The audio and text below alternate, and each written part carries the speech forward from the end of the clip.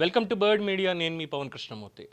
Cricket అనగానే cricket ప్రేమికులకి, cricket ప్రేమించే వాళ్ళు ఉన్నారు, క్రికెట్ని కేవలం ఒక ఎంటర్టైన్మెంట్గా చూసేవాళ్ళు ఉన్నారు. మెజారిటీ ఎంటర్టైన్మెంట్ అని భావిస్తారు. T20 ఫార్మాట్ వచ్చిన తర్వాత వన్డే క్రికెట్ అండ్ టెస్ట్ క్రికెట్కి మేబీ ఇప్పుడున్నటువంటి జనరేషన్ అంత కనెక్ట్ కాలేకపోవచ్చు. బట్ జెంటిల్మెన్ గేమ్ అంటే T20నో వన్డేలు కూడా ఒక రకంగా చెప్పాలంటే తక్కువే, కానీ బట్ టెస్ట్ క్రికెట్ని మాత్రం పర్ఫెక్ట్ జెంటిల్మెన్ గేమ్ అంటాం.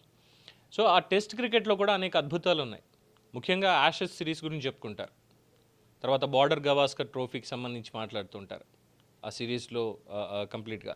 బట్ భారతదేశానికి సంబంధించి టెస్ట్ క్రికెట్లో ది బెస్ట్ ఎవర్ టెస్ట్ అని ఎవరన్నా చెప్పాలి అంటే వెంటనే గుర్తొచ్చేది Kolkata Eden gardens test match 2001. 2001 మార్చి 14. ఆ రోజు ఉన్నటువంటి భావోద్వేగాన్ని ఒక్కసారి గుర్తు చేసుకుంటే కళ్ళు చెమరుస్తాయి. ఒక విధమైనటువంటి గర్వం, ఎస్ అదిగో మా వాళ్ళు రా, భారతీయులు రా, ఇలా నిలబడతారు, ఇది క్లాసిక్ అంటే, ఇది క్లాసిక్ క్రికెట్ అంటే అని చెప్పి చూపిస్తారు అని. ఎందుకంటే అప్పటికే బ్రాన్ లారా క్వార్టర్ సెంచరీలు ఇవన్నీ చూసాం. టెస్ట్ క్రికెట్లో హ్యాట్రిక్లు, తర్వాత 10 వికెట్ హాల్స్ ఇవన్నీ కూడా చూడడం అయిపోయింది. బట్ ఆ ఇన్నింగ్స్ని ఎలాగా చేశారంటే, అతడు సినిమాలో డైలాగ్ చెప్తారు సారా, ఏదో పద్ధతిగా మొక్కకు అంటుకట్టినట్టు అలా కొట్టాడంటారు సారా, అలాగా రాహుల్ ద్రావిడ్, వివిఎస్ లక్ష్మణ్ కోల్కతా టెస్ట్ మ్యాచ్లో దేశాన్ని నిలబెట్టేశారు. ఆ రోజు జరిగినటువంటి ఆ మ్యాచ్ ఇప్పటికీ కళ్ళ ముందు గుర్తుంటుంది.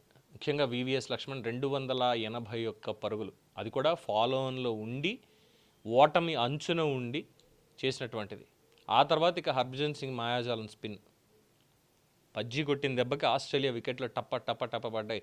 అసలు ఈ మ్యాచే పోతుంది అనుకున్న స్థాయి నుంచి సిరీస్ గెలిచేదాకా వచ్చింది అని అంటూ ఉంటారు. దానికి సంబంధించి వివిఎస్ లక్ష్మణ్ ఇవాళ కాస్త షేర్ చేసుకుంటూ భావోద్వేగానికి గురాడు. బికాస్ మార్చ్ 14 నేటితో దానికి 25 ఏళ్ళు పూర్తయ్యాయి ఆ అద్భుతమైనటువంటి జ్ఞాపకానికి. సో ఘోరంగా ఓడిపోయింది టెస్ట్లో. రెండో టెస్ట్లో పరిస్థితి ఇంకా దారుణం. ఆస్ట్రేలియా స్కోర్ భారీగా ఉంది, ఫాలో ఆన్ ఆడించింది. 4th డే మార్నింగ్ స్కోరు 254కి 4. ఆస్ట్రేలియా స్కోర్కి ఇంకా 20 పరుగులు ఉన్నాయి, అలాగే 6 వికెట్లు ఉన్నాయి. ఓటమి తప్పదు అని. సో వివిఎస్ లక్ష్మణ్ 109 పరుగులతో ఉన్నాడు. రాహుల్ ద్రవిడ్లో ఆ రోజున్నటువంటి పట్టుదల అయితే ఇంకా చెప్పక్కర్లేదు. సో ఇద్దరూ కూడా మొత్తం వాళ్ళ సహనాన్ని, బౌలర్ల సహనాన్ని పరీక్షించి ఏమి ఆడారండి నిజంగా. షాట్స్ కానీ ఇది కానీ, ముఖ్యంగా లక్ష్మణ్ ఆడినటువంటి ఆ 281 పరుగుల ఇన్నింగ్స్ స్కోర్ కార్డ్ చూస్తూ ఉంటే ఇప్పటికీ కూడా అసలు ఎలా నించున్నాడు అనేది అసలు అర్థం కానటువంటిది. నిజంగా మాస్టర్ పీస్. ఆ స్టాన్స్ కానీ, అతనిలో ఉన్నటువంటి సహనం కానీ. ఓ పక్కన ఎండ, టెస్ట్ మ్యాచ్ అంటే ఏదో పక్కన ఏసీలు వేసి హ్యాపీగా కూర్చోబెడతారనడానికి ఏం లేదు. అందులోనూ కోల్కతా ఈడెన్ గార్డెన్స్ అచ్చొచ్చిన మైదానం ఒక రకంగా చెప్పాలి అంటే. 180 పరుగులతోటేమో రాహుల్ ద్రావిడ్, ఇద్దరూ కలిసి వాళ్ళు చేసింది. సో సెకండ్ ఇన్నింగ్స్లో 657 ఫర్ 7 వికెట్స్ డిక్లేర్ చేసాం. డిక్లేర్ చేసిన తర్వాత 171 పరుగుల తేడాతో భారతదేశం విజయం సాధించింది ఆ టెస్ట్లో.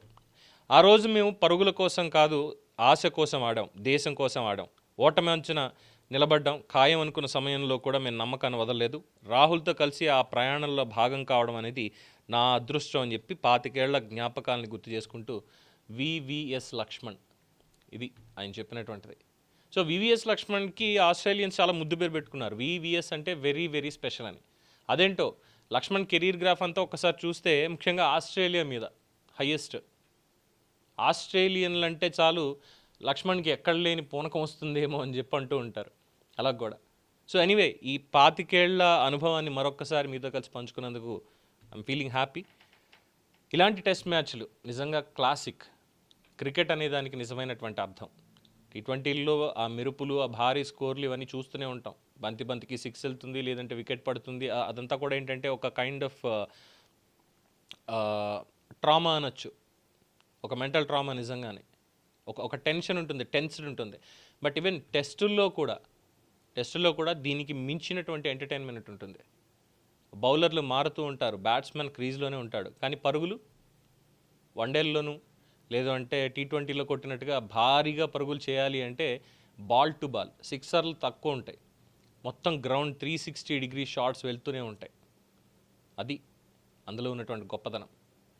మేబీ T20లో ఆడేవాళ్ళు టెస్టులకి పనికొస్తారా అంటే చెప్పడం కాస్త సందేహమే. కానీ టెస్ట్లు ఆడేటువంటి వాళ్ళు ఎటువంటి ఫార్మాట్‌కైనా కూడా వాళ్ళు ఫిట్ అయిపోతారు. వాళ్ళు క్లాసిక్స్. అలాంటి వాళ్ళందరినీ కూడా ఎప్పుడు గౌరవించుకోవాలి. దీని మీద మీ అభిప్రాయం తెలియచేయండి. చూస్తూనే ఉండండి ది బర్డ్ మీడియా.